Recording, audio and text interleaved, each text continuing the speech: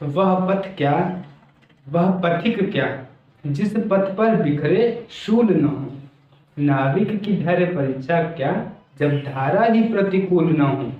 दोस्तों, मैं Ankur Goswami a temple of English में आपका हार्दिक स्वागत करता हूं। दोस्तों, ये जो वीडियो हम बनाने जा रहे हैं यह इलेक्ट्रिसिटी का पार्ट 3 है। तो आप प्लीज पहले 2 पार्ट को देख लीजिएगा, पहला और दूसरा, बाद में इस तीसरे पार्ट को देखिएगा। नहीं तो अगर आप इस चैनल पे नए हैं और तीसरा पार्ट देख रहे हैं तो हम आपसे यही रिक्वेस्ट करते हैं कि आप पहले पहला पार्ट और दूसरा पार्ट दोनों देखिए, उसके बाद ये तीसरा पार्ट देखिएगा। हम उसमें जो चीज़ें पढ़ा चुके थे उसमें इलेक्ट्रिक डायपोल हो चुका था, और इलेक्ट्रिक डायपोल के लिए जो इलेक्ट्रिक फील्ड आया था उसके लिए एक्सियल पोजीशन हो चुका था। आज हम लोग इक्वेटोरियल पोजीशन यानी नॉन एक्सियल पोजीशन हम पढ़ेंगे। Intensity of electric field due to an electric dipole in equatorial position यानी इक्वेटोरियल पोजीशन या एक्सियल नॉन एक्सियल पोजीशन। तो नॉन एक्सियल पोजीशन देखेंगे। नॉन एक्सियल पोजीशन इसको हिंदी में बोलते हैं, निरक्षीय स्थिति। और एक्सियल पोजीशन को बोलते थे अक्षीय स्थिति। हम बाई लैंग्वेज चलेंगे, दोनों हिंदी और इंग्लिश दोनों बताते हुए चलेंगे। जैसे अगर हम लिखें ऐसे, ये हमारा हो गया इलेक्ट्रिक डायपोल जो कितने डिस्टेंस पे है, 2L डिस्टेंस पे है। इसके परपेंडिकुलर यहाँ पे कोई पॉइंट P है जिसपे हमें इलेक्ट्रिक फील्ड चाहिए।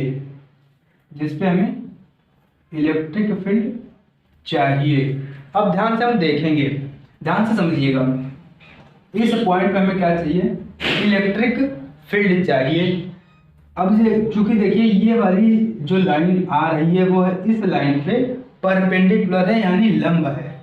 तब क्या करेंगे, लंब इन दोनों को बराबर भाग में डिवाइड करेगी। यानी ये हो गया हमारा L और ये हो गया हमारा L। यहां से यहां तक की डिस्टेंस हमारी क्या हो जाएगी, R। इस लाइन से R डिस्टेंस पे एक पॉइंट P है जिसपे हमें क्या चाहिए, electric field, intensity of electric field चाहिए, वैद्युत क्षेत्र की तीव्रता चाहिए। अब हम एक चीज करेंगे, ध्यान से समझिएगा। -Q चार्ज के कारण जो इस बिंदु पे, इस पॉइंट पे जो हमारी डायरेक्शन होगी वो किधर की ओर होगी, तो माइनस चार्ज के कारण हम पहले ही बता चुके हैं। माइनस चार्ज के कारण अगर हमें इलेक्ट्रिक फील्ड की डायरेक्शन चाहिए यानी वैद्युत क्षेत्र की दिशा चाहिए तो हम किधर की ओर मानते हैं, इस आवेश की ओर। मान लो E1 आवेश की ओर, और वही प्लस चार्ज के कारण कहाँ होता है डायरेक्शन इलेक्ट्रिक फील्ड का, इस बिंदु से आवेश से दूर की ओर E2। ये कोई चीज आपको इतने में कोई दिक्कत नहीं होनी चाहिए। अब ध्यान से समझिएगा, जो चीज हम बता रहे हैं वो उस बात को थोड़ा ध्यान से समझिएगा। अभी इसको रोक लीजिए, ब्रेक कर लीजिए, इसको समझिए कि बस कितना है, इसके आगे हम लोग देख रहे हैं। हम इस चीज को जूम करेंगे और यहाँ पे बनाएंगे। ध्यान से समझिएगा, कुछ इस तरीके से बना है। ये इधर की ओर जा रहा है हमारा क्या, E2, और इधर की ओर जा रहा है हमारा E1। इस चीज को हम जूम कर रहे हैं यहाँ पे, ध्यान से समझिएगा। जब कोई भी दो वेक्टर या वेक्टर अगर थीटा एंगल में, चाहे ऐसे हो या ऐसे हो, किसी भी तरीके से हो, थीटा एंगल पे होने चाहिए। ऐसे हो जाए, नीचे की तरफ ऐसे हो जाए, यानी थीटा एंगल पे कोई भी अगर सदिश होता है तो उसके 2 कंपोनेंट बनते हैं। पहला होता है हॉरिजॉन्टल, दूसरा होता है वर्टिकल। यानी हिंदी में अगर बोला जाए तो किन्हीं भी 2 सदिश, अगर कोई भी 2 सदिश हैं और वह तिरछा तिरछा को हिंदी में आनत भी बोला जाता है। आनत तल पे अगर हैं तो सदिश के दो घटक बनते हैं, पहला होता है क्षैतिज, दूसरा होता है ऊर्ध्वाधर। ये हिंदी के लिए था, और इंग्लिश के लिए एक बनता है हॉरिजॉन्टल, एक बनता है वर्टिकल। अब ध्यान से समझेंगे, ध्यान से समझेंगे, इसके भी दो घटक बनेंगे और इसके भी दो घटक, यानी इसके भी दो कंपोनेंट, इसके भी दो कंपोनेंट अब बना रहे हैं। ध्यान से समझिएगा। मान लिया ये दोनों का मिड पॉइंट है, रिजल्टेंट जा रहा इससे परिणामी, इससे रिजल्टेंट जा रहा परिणामी जा रहा। अब ध्यान से समझिएगा, और इससे भी ये थीटा एंगल बना रहा और इससे भी ये थीटा एंगल बना रहा। अब एक चीज ध्यान से समझिएगा, अगर घटक वियोजन करना है हमें, यानी कंपोनेंट डिवाइडेड करना है, तो ध्यान से समझिए, जिससे थीटा लगा होता है, ये ट्रिक होती है, जिससे थीटा लगा होता है उसको हम cos थीटा मानते हैं, जिससे थीटा नहीं लगा होता उसको हम sin थीटा मानते हैं। जिससे थीटा लगा होता है उसको cos थीटा मानते हैं, जिससे थीटा नहीं लगा होता है उसको sin थीटा मानते हैं। ध्यान से समझिए। अब ध्यान से देखिएगा, हम इसके दोनों घटकों को बांट रहे हैं, यानी दोनों कंपोनेंट को लिखने जा रहे हैं। ध्यान से समझिएगा कैसे लिख रहे हैं। हमने अभी आपसे कहा था जिससे थीटा लगा होता है उसको cos थीटा मानते हैं। पहले हम E2 के लिए कर लें या E1 के लिए, जो भी आपको आपकी मर्जी हो आप कर सकते हैं। हम पहले E2 के लिए कर रहे हैं। ध्यान से देखिएगा, E2 का घटक वियोजन कर रहे हैं हम, कंपोनेंट डिविडेंड कर रहे हैं, तो इसका जो कंपोनेंट ये थीटा वाला पार्ट है, जिससे थीटा लगा होता है उसको cos थीटा मानते हैं, और इसी के साथ लिखते हैं, यानी ये E2 cos theta, E2 cos theta. अब ध्यान से देखिएगा, इसका जो दूसरा घटक बनेगा, दूसरा कंपोनेंट बनेगा, वो थीटा से छोड़कर होगा, यानी इसका दूसरा कंपोनेंट ये वाला बनेगा। ये कौन सा बनेगा? E2 sin theta. हमें लगता है इतने में आपको कोई प्रॉब्लम नहीं आई होगी। अब ध्यान से देखिए, अब E1 के लिए भी ऐसे ही देख लेंगे, जैसे हमने E2 के लिए किया वैसे ही E1 के लिए करेंगे। अब जैसे E2 के लिए हमने किया था वैसे ही E1 के लिए करेंगे। तो ध्यान से समझिएगा E1 के लिए भी कैसे करेंगे, जिससे थीटा लगा होगा, यानी थीटा इसी से लगा हुआ है, यानी इसी के साइड में हमारा क्या आएगा, E1 cos थीटा। और जिससे थीटा नहीं लगा है, इससे थीटा नहीं लगा है, तो इसको हम क्या मानेंगे, E1 sin थीटा। अब ध्यान से समझिएगा, ये चीज आपको समझ में आई होगी। अगर आपको समझ में नहीं आई होगी तो आप प्लीज़ कमेंट जरूर करिएगा, और टेलीग्राम पे आप हमारा चैनल ज्वाइन कर लीजिएगा, और टेम्पल ऑफ इंग्लिश नाम से है, ये चीज़ आप ज्वाइन कर लीजिएगा। वहाँ पे हो सकता है कि डेली बाय डेली आपको क्विज कराई जाएंगी, वो भी फिजिक्स की। तो अब आगे ध्यान से देखेंगे, हम ध्यान से समझिएगा। हम पहले निकालेंगे E1 और E2। हम पहले क्या निकालेंगे, E1 कितना आएगा और E2 कितना आएगा। ध्यान से समझिए, किसी भी पॉइंट चार्ज के लिए E की वैल्यू होती है, किसी भी पॉइंट चार्ज के लिए, या मान लीजिए माइनस क्यू के कारण है तो मान लीजिए E1 माइनस चार्ज के लिए E1। अब E1 कितना होगा, ठीक, intensity of electric field due to a point charge का फॉर्मूला होता है E = 1/4 pi epsilon naught Q/r²। r होती है डिस्टेंस, यहाँ से यहाँ तक की डिस्टेंस कैसे निकालेंगे, ध्यान से समझिए। पाइथागोरस की थ्योरम लगाएंगे हम, ये हमें L मालूम और ये हमें R मालूम। ध्यान से देखिए, R, ये हमें R मालूम और ये हमें L मालूम। तो ये जो आ रहा है यहाँ से लंब के सामने क्या होगा हमारा, ये कर्ण होगा, हाइपोटेनस। और हाइपोटेनस कैसे निकलता है, √r² + L²।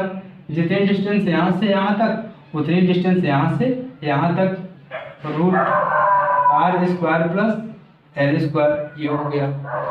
अब ध्यान से समझिएगा, r² L² तो ये हम डिस्टेंस निकाल लिए, सारी वैल्यूज वही हैं।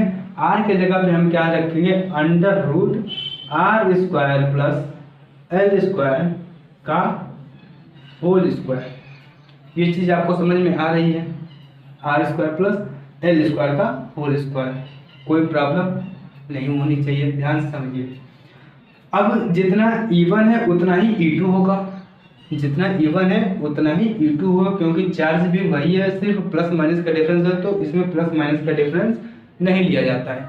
और डिस्टेंस सेम है दोनों की। जब डिस्टेंस सेम है तो इलेक्ट्रिक फील्ड की इंटेंसिटी जो होगी वो भी सेम होगी, यानी जितना E1 उतना ही E2, यानी E1 इक्वल टू E2। ये चीज़ आपको समझ में आ रही हो? हमने E1 इक्वल टू E2 सीख लिया है। अब ध्यान से समझेंगे हम। अब जैसे देखिए हम यहाँ पे थोड़ा चले आते हैं। ये देखिए इस वाले पॉइंट से E2 साइन थीटा ऊपर की ओर है और E1 साइन थीटा नीचे की ओर है, और हमने कहा है आपसे E1 इक्वल टू E2 होगा, यानी जितना E1 है उतना ही E2 होगा। दोनों अपोजिट साइड में है, आपको ऐसे दिख रहा है, तीर के माध्यम से दिख रहा है, दोनों अपोजिट में है। जब दो सदिश अपोजिट होते हैं, जब दो सदिश अपोजिट होते हैं तो वो एक दूसरे और परिमाण में यानी मैग्नीट्यूड में बराबर होते हैं, तो आपस में कैंसिल हो जाते हैं।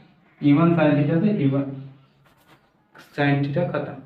अब ध्यान से देखेंगे हम, जो दूसरा कंपोनेंट हमारा है वो E1 cos theta E2 cos theta, ये वाला पोर्शन है। E1 cos थीटा और E2 cos थीटा दोनों सेम डायरेक्शन में है, यानी जिधर E1 है उधर ही E2 है, जिधर E1 है उधर ही E2 है। तो E नेट कितना होगा, इस चीज को नोट कर लेना। अब हम निकालेंगे E नेट कितना होगा। E net equal to E1 cos theta plus E2 cos theta, E2 cos theta.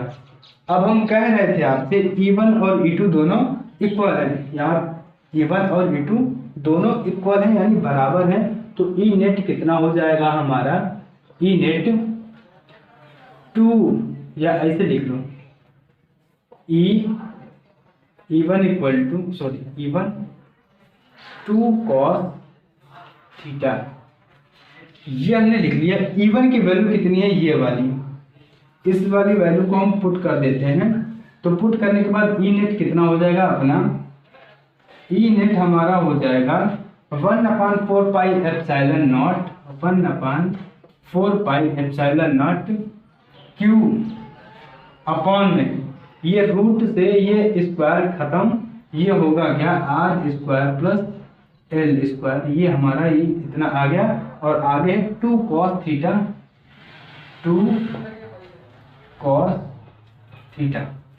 अब हमें चाहिए cos थीटा चाहिए, ध्यान से समझिएगा, cos थीटा हमें चाहिए।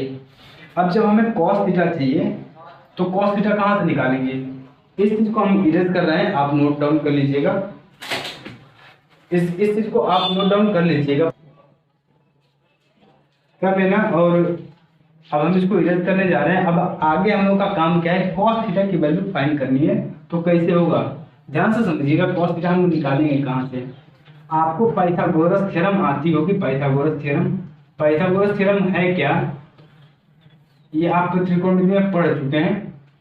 अब ध्यान से समझिएगा, cos थीटा इक्वल टू कैसे हम निकालेंगे, cos थीटा इक्वल टू कैसे निकालें, आधार बटे में कर्ण होता है, आधार हमारा कितना है, L है, L अपॉन आधार और बटे में कर्ण यानी hypotenuse, base upon hypotenuse, hypotenuse कितना है अपना R square plus L square, ये चीज हमारी है। अब ध्यान से समझिएगा, ध्यान से, इस cos थीटा की वैल्यू हम यहाँ पे पुट करेंगे, इस cos थीटा की वैल्यू हम यहाँ पे पुट करेंगे। देखिए अगर E नेट कितना आ रहा है, E नेट हमारा आएगा कितना, 1/4 pi epsilon not, 1/4 pi epsilon हमने लिख दिया, Q लिख दिया, इंटू 2 लिख दिया, और ये ऊपर वाला L लिख दिया, अपॉन में एक तो यहाँ से R square plus L square into, और यहाँ से आगे कितना R square plus L square के पावर 1/2। अगर अंडर रूट रहता है तो हम उसके पावर क्या लगा देते हैं, 1/2। कोई प्रॉब्लम, यहाँ तक कोई प्रॉब्लम नहीं होनी चाहिए। अब ध्यान से देखिएगा, E नेट हमारा आएगा कितना, E नेट हमारा जो आएगा वो आएगा 1/4 pi epsilon not Q into 2L, Q into 2L होता है इलेक्ट्रिक डायपोल मोमेंट, उसको P से डिनोट किया जाता है, वैद्युत द्विध्रुव आघूर्ण। इसको हम किससे रिप्रेजेंट करते हैं, किससे प्रदर्शित करते हैं, तो P से प्रदर्शित करते हैं, रिप्रेजेंट करते हैं, P हो गया। अब बात आ गई यहाँ पे, अब यहाँ पे ध्यान से समझिएगा कैसे हम यहाँ पे काम करेंगे। ये चीज और ये चीज बराबर है, इस पे पावर 1 है और इस पे पावर 1/2 है, इस पे पावर 1 है और इस पे पावर 1/2 है, और बेस दोनों का बराबर है, यानी आधार दोनों का बराबर है और दोनों है मल्टीप्लाई में, तो पावर जो होती है आपस में जुड़ जाती है। तो 1 और प्लस 1/2 कितना हो जाएगा, 2 1 2 प्लस 1/2 यानी 3/2 हो जाएगा, यानी r square plus L square, R square plus L square के पावर 3/2 इतना हो गया, इतना काम हो गया। अब ध्यान से समझिएगा ई नेट कैसे निकलेगा। मान लिया हमने कि जो ये एल है, यहाँ पे हम लिख दे रहे हैं L is less than R है, यानी आर से बहुत छोटा एल है, बहुत छोटा है, तो जब छोटा है इसका स्क्वायर करेंगे तो वो और छोटा हो जाएगा, उसका 3/2 पावर करेंगे तो वो और छोटा हो जाएगा, यानी लगभग 0 के बराबर हो जाता है। इसलिए हम इसको निग्लेक्ट कर देते हैं, नगण्य मान लेते हैं। नगण्य मानेंगे तो क्या होगा, एल खत्म, आर स्क्वायर की पावर 3/2, तो 2 से 2 कैंसिल, क्या बचा आर के पावर 3। कैसे, ध्यान से समझिए, ध्यान से। अगर हम इसको खत्म कर दें, एल को खत्म कर दें, तो यहाँ पे बचेगा हमारा आर स्क्वायर, यहाँ आर स्क्वायर बचा, और आर स्क्वायर में पावर कितना, 3/2। ठीक, अब इसमें हम मल्टीप्लाई का साइन लगाते हैं जब पावर की पावर होती है, तो यानी 2 गुणे 3/2, 2 से 2 कैंसिल, बचा कितना, 3। तो ये काम हम करने जा रहे हैं, ध्यान से समझिएगा। ई नेट हो गया हमारा 1/4πε0 P/r³। ये आता है हमारा क्या, नॉन एक्सियल पोजीशन में intensity of electric field due to an electric dipole.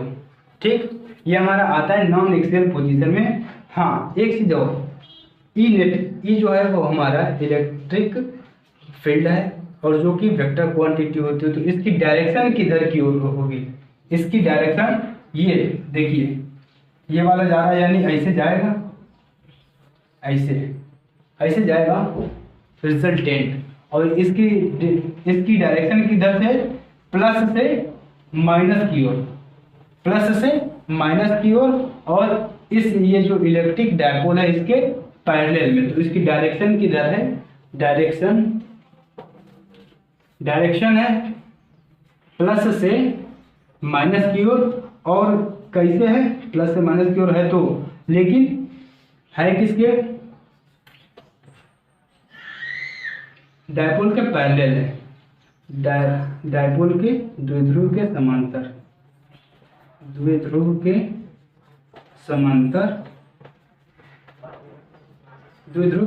किधर से किधर की ओर है, प्लस से माइनस की ओर, इतना आप ध्यान रखिएगा। अब ये नोट डाउन करते हुए चलिएगा। इसमें एक और रिलेशन होता है, ध्यान से देखिएगा वो रिलेशन क्या होता है, वो रिलेशन अब हम निकालेंगे। आपको मालूम है ये कि एक्सियल में तो इतना होता है, सॉरी नॉन एक्सियल में इतना होता है, और एक्सियल में कितना होता है, एक्सियल में कितना होता है, ध्यान से समझिए।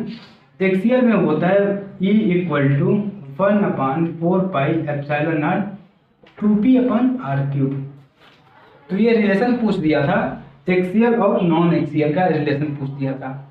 अब देखिए ये जो निकला है हमारा, ये किसके लिए निकला है, इक्वाटोरियल यानी नॉन एक्सियल के लिए, नॉन एक्सियल के लिए निकला है। मान लिया हमने यहाँ पे लिख दिया नॉन एक्सियल या इक्वाटोरियल, 1/4πε0 p/r³, ये हमारा 1/4πε0 p/r³। इसको हम दिखा दे रहे हैं ई एक्सियल बराबर 1/4πε0 p/r³ कितना है हमारा, ई इक्वाटोरियल या नॉन एक्सियल, और ये दो बाय दो, इसका मतलब क्या, कंक्लूजन हमारा बताने का क्या है, ध्यान से समझिएगा। कि जो एक्सियल में electric field intensity of electric field होती है वो इक्वाटोरियल का 2 गुना होता। जो हमारे एक्सियल में इंटेंसिटी ऑफ इलेक्ट्रिक फील्ड आती है due to an electric dipole, वो इक्वाटोरियल या नॉन एक्सियल का 2 गुना होता है। हिंदी में क्या है, जो अक्षीय स्थिति में वैद्युत क्षेत्र की तीव्रता होती है, जो अक्षीय स्थिति में वैद्युत क्षेत्र की तीव्रता होती है वह निरक्षीय स्थिति में जो तीव्रता आती है उसी का क्या होता है, 2 गुना होता है। इसको हम हिंदी में लिख दे रहे हैं, ई अक्षीय इक्वल टू 2 इंटू ई निरक्षीय, यानी जो निरक्षीय में तीव्रता होगी वो अक्षीय की तीव्रता की आधी होगी, या हम ऐसे कह सकते हैं जो अक्षीय में तीव्रता आएगी वो निरक्षीय स्थिति में जो तीव्रता है उसका 2 गुना होगा। ये रिलेशन एक बार पूछा गया एग्जाम में यूपी बोर्ड के, तो आप इसको ध्यान से समझ लीजिएगा, और सीबीएसई में कई बार पूछा गया है, तो इसको ध्यान से समझ लीजिएगा। अब हम इसको इरेज कर रहे हैं। आगे जो टॉपिक है हमारा वो है टॉर्क। टॉर्क कैसे निकालेंगे ये ध्यान से समझिएगा। अच्छा एक चीज और, अभी तो हमने देखा axial position, non axial position. अगर किसी भी एंगल पे अगर हमसे पूछ दिया, किसी एंगल पे अगर पूछ दिया, किसी भी एंगल पे, एनी पॉइंट पे, किसी भी अगर एंगल पे पूछ दिया, किसी भी कोण पे अगर पूछ दिया, किसी भी कोण पे अगर हमें पूछ दिया intensity of electric field due to an electric dipole, तो E इक्वल टू होता है इसका formula 1/4 pi epsilon naught P/r³ root 1 plus 3 cos square theta, ये आता। अब हम इसमें चेक भी कर सकते हैं, देखो कैसे, ध्यान से समझना। इसको हम चेक कैसे करेंगे, अगर मान लो एक्सियल पोजीशन में है, तो ये एक्सियल पोजीशन में है, तो इस अपने एक्सिस पे कितने डिग्री का एंगल बनाएगी, थीटा इक्वल टू 0 डिग्री। अब थीटा इक्वल टू 0 डिग्री हम यहाँ पे पुट कर देंगे। cos 0 की वैल्यू 1, तो 3 1 जा 3, 3 + 1 4, और 4 का रूट निकालेंगे 2, यानी E equal to 1/4 pi epsilon naught 2P/r³ आ गया। अगर इक्वाटोरियल है यानी नॉन एक्सियल है, तो ये कितने डिग्री का एंगल बना रहा, 90 डिग्री का। 90 डिग्री का एंगल बना रहा, cos 90 की वैल्यू पूरी 0, 1 का रूट अगर निकालेंगे स्क्वायर रूट तो 1 आएगा, तो E इक्वल टू, ये नॉन एक्सियल में कितना हो जाएगा, नॉन एक्सियल में हो जाएगा 1/4 पाई एप्सिलॉन नॉट P/r³। इसी फॉर्मूला से हमने दोनों को प्रूफ कर लिया। तो इतनी सारी चीज़ें पूछी जाती है, इससे ज़्यादा बाहर कुछ नहीं आता। तो आपको अगर वीडियो पसंद आए तो आप लाइक कमेंट शेयर जरूर करिएगा, और सब्सक्राइब भी कर लीजिएगा। लास्ट में, वीडियो के लास्ट में आप देख करके बताइएगा कमेंट करके कि आपको ये वीडियो अच्छा लगा या नहीं लगा। आगे तो वीडियोस ऐसे ही आते रहेंगे, और टेलीग्राम चैनल को सब्सक्राइब भी कर लीजिएगा।